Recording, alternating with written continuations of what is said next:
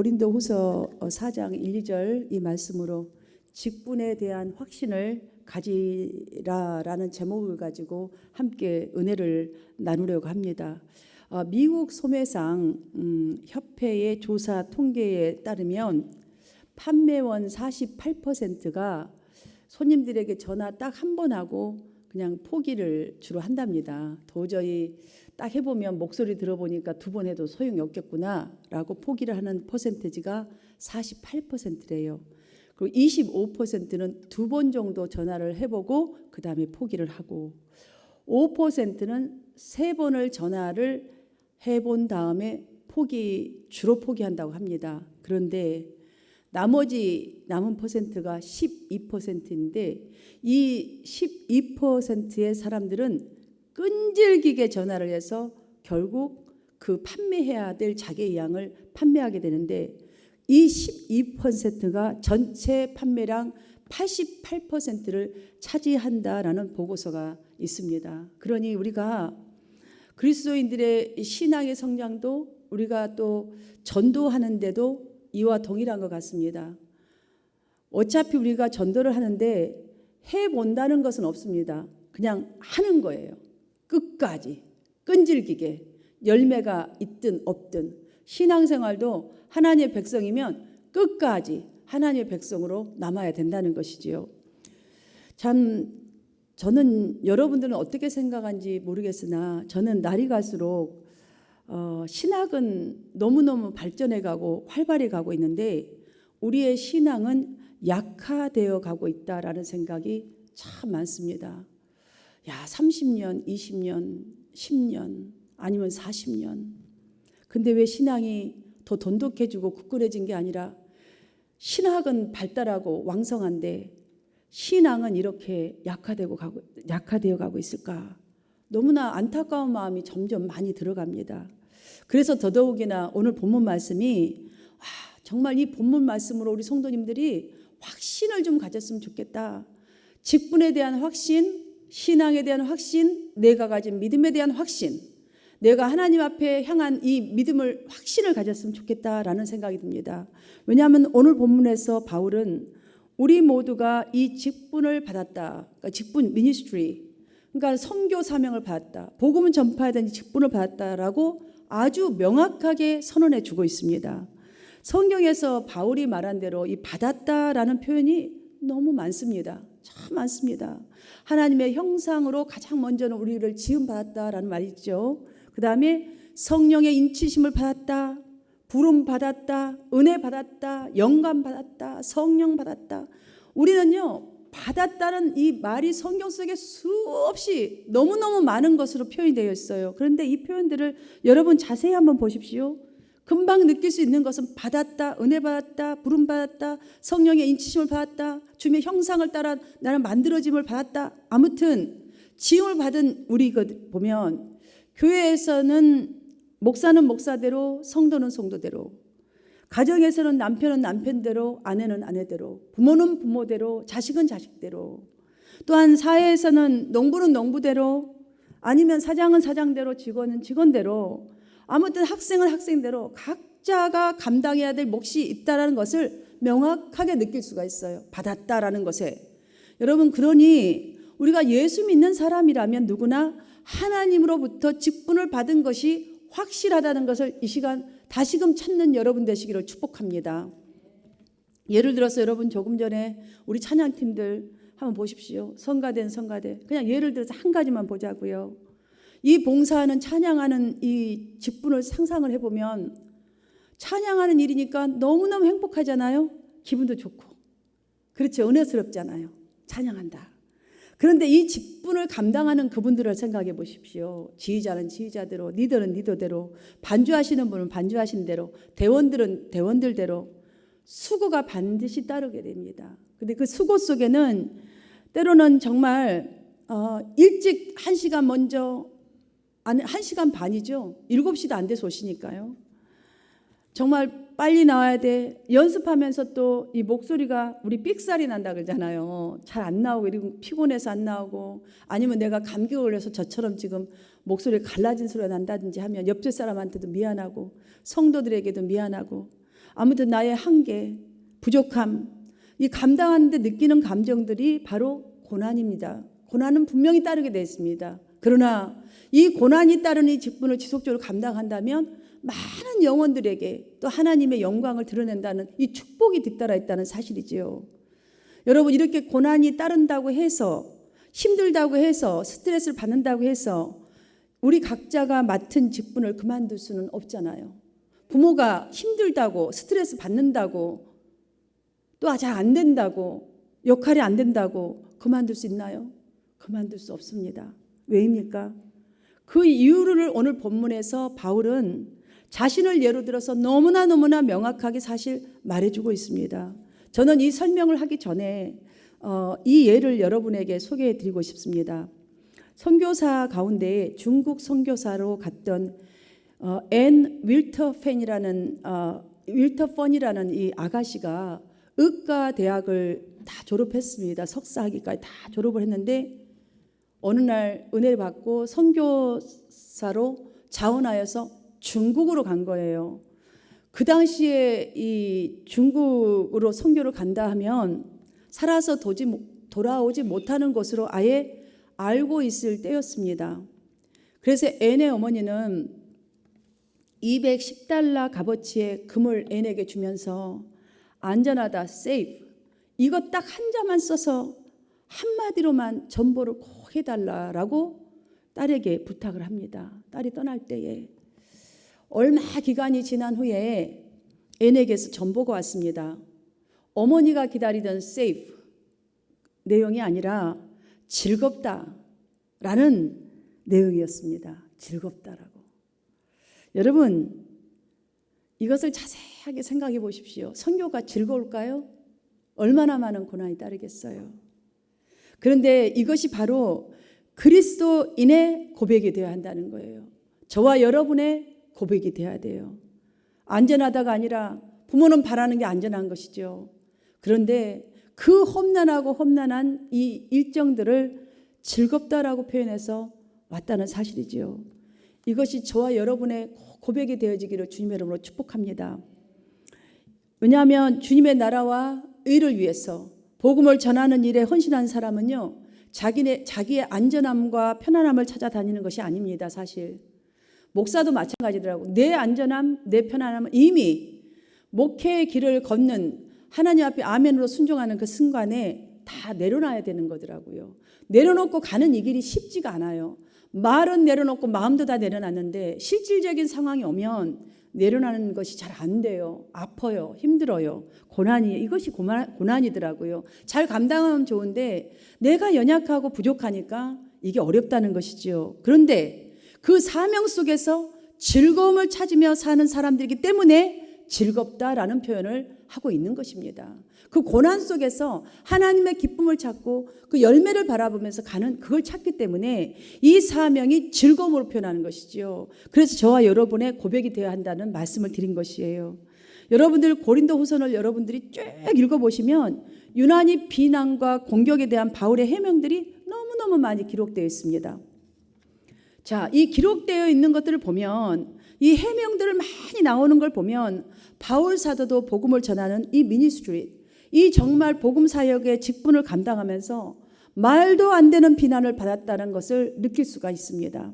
그러나 그의 해명들을 잘 또 보시면 비록 개인적으로는 엄청난 낙심과 비난을 받았지만 낙심될 만큼 비난을 받았어도 바울은 자신의 직분이 하나님께서 주신 영광스러운 직분이라고 생각했기 때문에 이런 고백을 했지 않습니까? 사도행전 20장 24절을 보면 나의 달려갈 길과 주 예수께 받은 사명 곧 하나님의 은혜의 복음을 전하는 일을 마치려 하면은 나의 생명조차 조금도 귀한 것으로 여기지 아니하노라라고 고백을 했습니다. 이것이 바로 즐거움, 세이프가 아니라 즐거움이라고 표현한 딜라이트라고 표현한 것이죠. 여러분, 복음을 지속적으로 전할 수 있었던 바로 비결이 바로 그 사명의 어려움 속에서 하나님의 기쁨의 열매, 한 사람 한 사람이 변화되는 그 열매를 바라보았던 그 즐거움을 찾았기 때문인 줄 믿습니다.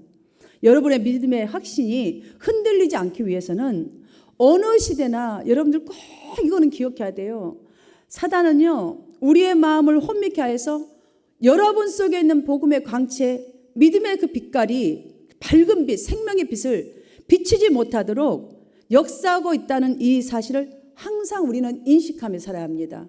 인식해야 나에게 딱 오면 내가 지금 잘하고 있구나. 그래서 나를 또 넘어뜨리려 하는구나 라는 것이 캐치가 되는 것이죠. 분별이 되는 것이죠. 이렇게 인식하며 산다 해도 이러한 방해를 넘어서야 하기에 우리에게는 고난인 거예요. 그것이. 이걸 넘어서야 하기 때문에 그것이 고난인 것이 달리 고난이 된 게 아닙니다. 그래서 바울은 우리에게 말합니다. 낙심하지 아니하고, 그러니까 이 자신도 직분을 감당하는 중에 다 포기하고 싶을 만큼 낙심될 때도 있다는 말이에요. 낙심하지 아니하고란 것은 낙심할 일들이 너무나 많다는 거예요. 우리가 이 사역을 감당하는데, 성도라는 직분을 감당하는데, 신앙생활을 하는데, 그러나 직분을 감당하다 힘들다고 느낄 때에 그 일이 고난이라고 느껴지는 그 일이 바로 미래의 큰 복이 되기에, 그래서 자기 자신은 낙심하지 않습니다라는 이 확실하게 눈으로 자기 자신을 볼 수 있는 그 성도들에게 지금 가르쳐 주고 있는 거예요. 낙심할 필요가 없는 것은 여러분이 지금 낙심될 수밖에 없는 이 일을 감당하고 있다면 미래에 저 사람에게도 큰 복이요, 나에게도 큰 복이 되기에 낙심하지 말아야 합니다. 바로 나는 그래서 낙심하지 않고 나아가고 있습니다 라고 가르쳐 주고 있는 것이죠. 맞습니다. 우리 성도님들도 여러분들도 지금 다 보면 너무너무 교회에 헌신하고 해보려고 노력하는 분들 다 여기 앉아 계시잖아요. 교회를 섬길 때에 사실 육신적으로 힘드는 것은 감당할 수 있어요. 육신적으로 힘든 거 여러분들 일할 때도 그렇잖아요. 육신적으로 힘든 것은요 얼마든지 할 수 있어요. 근데 정신적으로 힘들 때 어떻든가요? 정신적으로 정말로 힘이 고갈돼 버려요. 정말 정신적으로 힘들 때는요 최선을 다했는데, 여러분들이 핍박을 받을 때, 최선을 다했는데 열매가 없을 때, 아예 전혀 열매가 보이지 않는다는 그 포기 상태에 와버렸을 때는요 정말 힘들어요. 정말 힘이 들죠. 여러분 힘 안 드세요? 나만 힘든 것 같아요. 되게 죄송스러워져요. 그 당시 바울이 바로 이러한 상황이었던 것 같습니다. 처음에 복음을 전할 때는 많은 사람들이 구원을 받았어요. 그래서 교회를 여기도 세우고 가는 곳곳에 교회가 세워졌지요.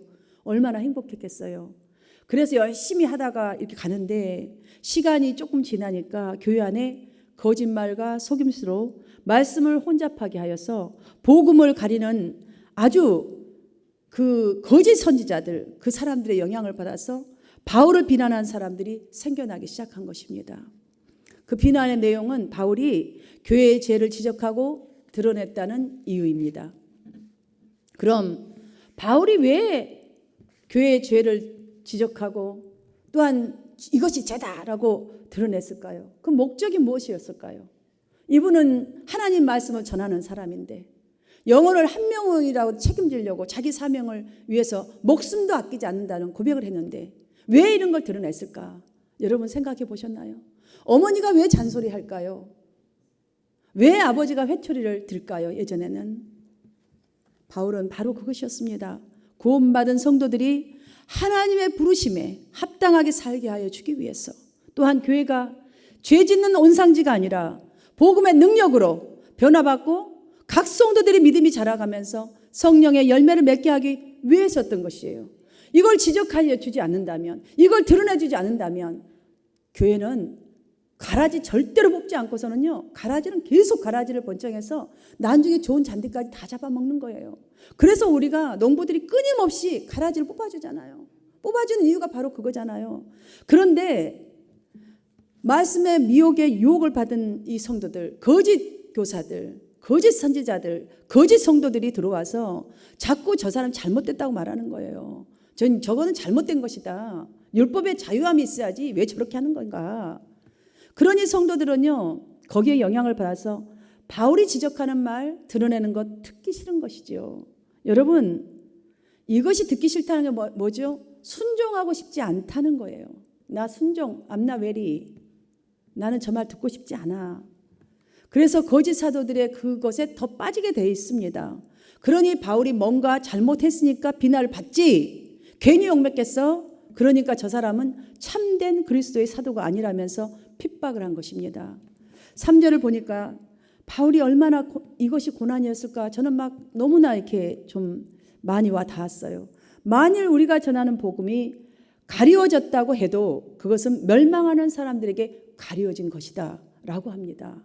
이 변호를 보면 저는 목회자로서 바울에게는 이 일이 가장 큰 괴로움이었겠구나, 정말 큰 고난이었을 것이라 라고 이렇게 짐작이 됩니다. 왜냐하면 성도들이 그러한 자세로 신앙생활을 한다면 지적받는 게 싫고 이 말씀들이 좋은 말씀만 들으려고 하고 자기들이 뽑고서 하는 말씀만 들으려고 한다면 자기 유익에 따라서 말씀을 선택하기 때문에 확신과 순종에 방해를 받을 수밖에 없기 때문이에요. 그래서 열심히 신앙생활을 하다가도 곧바로 어떤 유혹에 딱 흔들리게 되면 낙심하는 거예요. 그래서 낙심해 버리는 것이에요. 낙심한다는 것 자체가 하나님의 능력을 지금 의지하지 않고 있다는 소리예요. 성령의 능력은 완전 배교하고 있다는 것과 똑같거든요. 여러분들 성령의 능력을 정말로 여러분들이 간구하고 또 간구한다면 낙심하는 이 일이 오히려 주님을 찾는 길이 된다는 것이죠. 주님, 이곳에서 무엇을 나에게 향하는 것입니까? 도대체 우리 교회에 무엇이 더 발전해야 되기 때문에 이런 일이 있는 것입니까? 아니면 나의 이 사건 속에 무엇이 지금 나에게 하나님께서 주시고자 하시는 응답이신지요? 더 주님을 찾아야 되지 않겠습니까? 그런데 낙심해버린다는 자체는 인간적인 방법과 수단을 동원해서 지금 나아간다는 소리거든요. 그러니 마귀의 유혹에 이미 빠져버린 거예요. 그래서 낙심돼버린 거예요. 저는 지금이 이러한 현실인 것 같아요. 이러한 현실 속에서 우리가 신앙생활하고 있는 것은 아닌가라는 생각이 정말로 많습니다. 그러하게 복음을 전해야 하는 막중한 사명이 저와 여러분에게 특별히 있다는 사실을 이 시간 꼭 인식하게 되기를 간절히 바랍니다. 여러분 가정에서 누가 예수를 믿지 않습니까? 지금 여러분에게 맡겨진 영혼들입니다. 여러분 직장 속에 그렇습니까? 아니 우리 교회에서 누군가가 지금 거짓 교사같이 아니면 넘어진 자가 있습니까? 우리가 해야 될 막중한 사명 아니겠어요? 그래서 저는 예를 들어서 가르침을 주고 있는 지금 자기 자신을 들어서 가르침을 주고 있는 바울을 통해서 실질적인 전도 방법, 아니 우리가 영적인 확신을 가지는 방법을 살펴보고자 합니다. 바울을 보니까 첫 번째로 인간적인 방법을 동원하지 않았습니다. 두 번째로는 정말 저들이 지적할 때마다 오히려 자신의 부끄러운 일을 더 버리려고 했더라고요. 더 버리려고 했어요. 그리고 세 번째로 각 사람의 양심에 꺼리낌이 없는 진리만을 전하고 자신도 진리만을 나타내려고 했다는 것이에요. 이 세 가지가 정말 어둠 속에서도 바울을 낙심치 않게 했던 이유였다고 저는 봅니다. 이렇게 믿음을 끝까지 지키면서 전도 사역을 훌륭하게 감당했던 이 바울에게서 우리는 반드시, 여러분들이 지금 그렇게 하고 있는 여러분들이잖아요. 이 자리에 나와 계신 여러분들은 열매를 거두게 된다는 이 확신을 가지시기를 주님의 이름으로 축복합니다. 그래서 바울은 우리에게 말합니다. 그러므로 우리가 이 직분을 받아 국률하심을 입은 대로라는 말로 직분의 지금 본질에 대해서 자신이 이해하고 있는 정확하게 이해하고 있는 중요한 사실 세 가지를 그 당시 성도들에게도 또한 오늘날 우리에게도 설명하고 있습니다. 본문 1절을 보면 정말 조금 전에 읽어드린 대로 우리가 이 직분을 받아 국률하심을 입은 대로 이렇게 했는데요. 여기 보면 첫 번째 직분 자체에 대한 것, 지금 직분이 얼마나 중요한 거에 대한 걸 딱 말했고요. 둘째로는 직분을 받았다는 것이 우리가 확신하는 것이 중요하다는 거예요. 직분 자체, 그 다음에 그 자체의 것을 내가 받은 거예요. 지금 세 번째는 자신의 직분이 하나님의 국률하심 때문에 국률하심으로 받았다고 말하잖아요.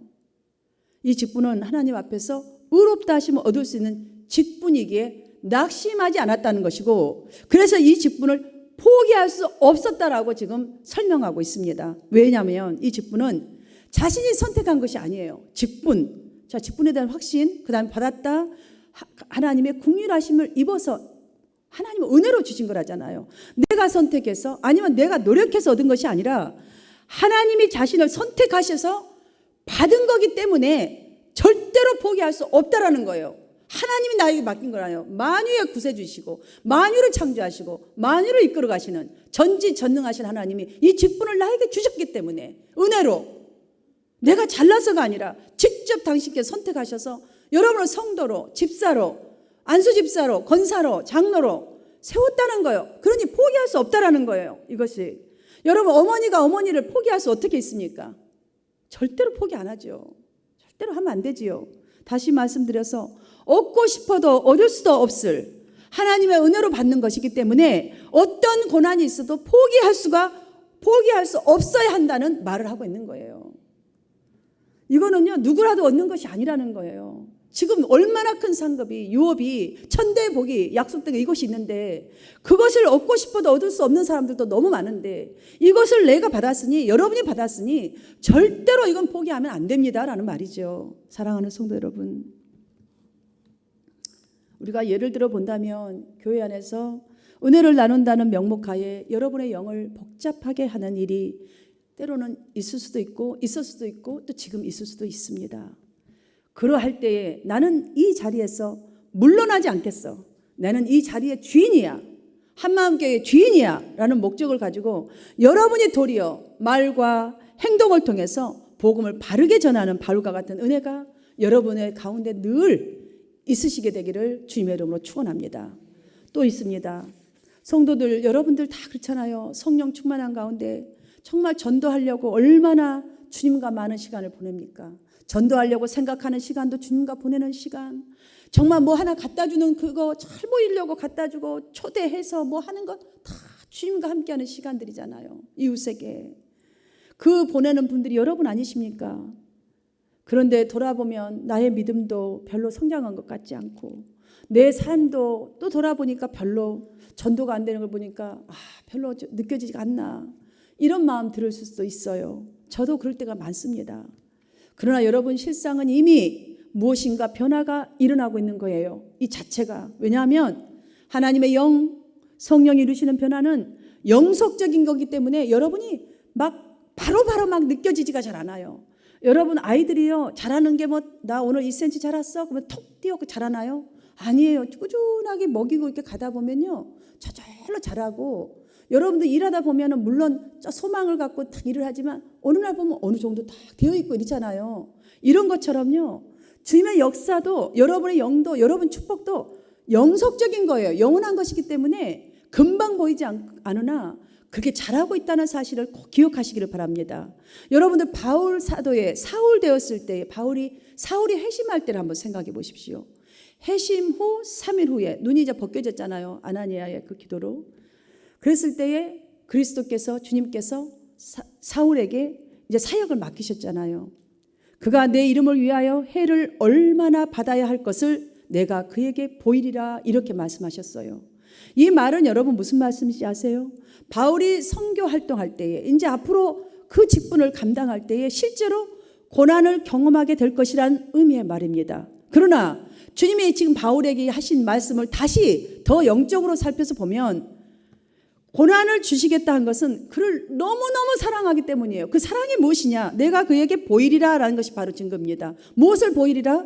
그 고난이 도리어 축복을 주시기 위한 하나님의 역설적인 표현이라는 것이에요. 지금 그거를 너가 이거를 앞으로 네가 하는 데는 네 마음대로 지금까지는 네가 알아 살아왔지만 이 말씀을 살아내고 복음을 전한다는 일이 우리가 얼마나 거룩하게 살아내야 돼요. 그게 바울에게는 고난이지 않겠습니까?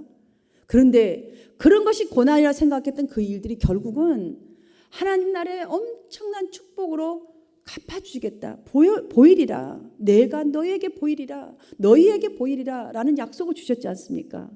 그래서 바울은 지금 오늘 본문에서 그러므로 우리가 이 직분을 받았다라고 언급한 거예요. 자, 그래서 궁일하심을 받은 대로 낙심하지 맙시다라는 말을 이어갔던 것은 우리 모두가 바울과 같은 직분을 맡고 있음이 분명하다는 사실을 전해주고자 한 것이지요.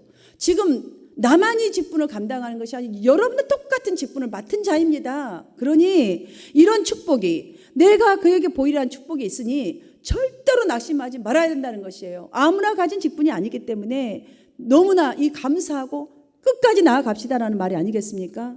또한 바울은 이것으로 끝맺지 않았더라고요. 덧붙여서 7절을 보니까 우리가 이 보배를 질글세 가졌으니 이는 심히 큰 능력은 하나님께 있고.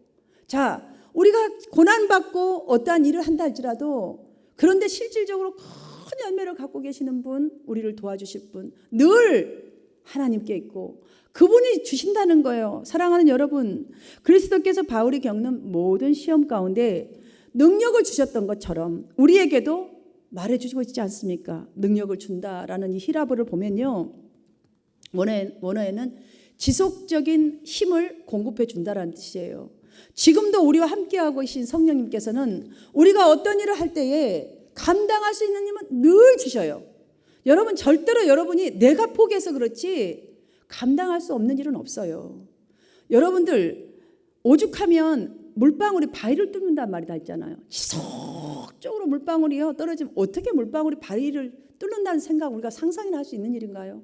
지속적으로 하면요, 그게 결과적으로 얼마만큼, 그러니까 우리가 아무리 연약해도, 아무리 우리가 그거 한다 할지라도, 못하겠다 할지라도 내게 능력 주신 자 안에서 여러분 모든 것을 할 수 있다는 이 확신을 가지시기를 축복합니다. 따라서 예수님은 여러분이 맡은 직분을 감당하는 동안 언제나 여러분이 은혜롭고 신실할 수 있도록 능력을 주신다는 사실을 믿으시기를 바랍니다. 그러므로 여러분이 감당하는 일들 모두가 거룩한 사역임을 잊지 마십시오. 내가 뭔가 특별한 것이 없어도, 지금 특별한 것을 하고 있지 않아도 그리스도의 소망이 될 것을, 이 간증거리를 가지시고 사람 앞에, 하나님 앞에 최선을 다하시기를 축원합니다.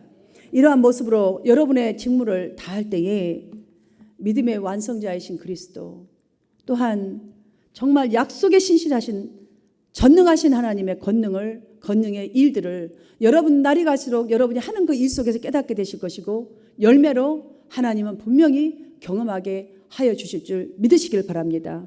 지금이 바로 말씀을 만나는 이 자리에서 우리가 바울이 예수님을 만날 때 사울이었던 그때처럼 마음을 준비하고 그 어떤 것을 맞닥뜨릴 수 있는 준비를 해야겠습니다. 정말 필요합니다. 우리는 여러분의 눈을 주님께로만 자꾸 고정해 주십시오.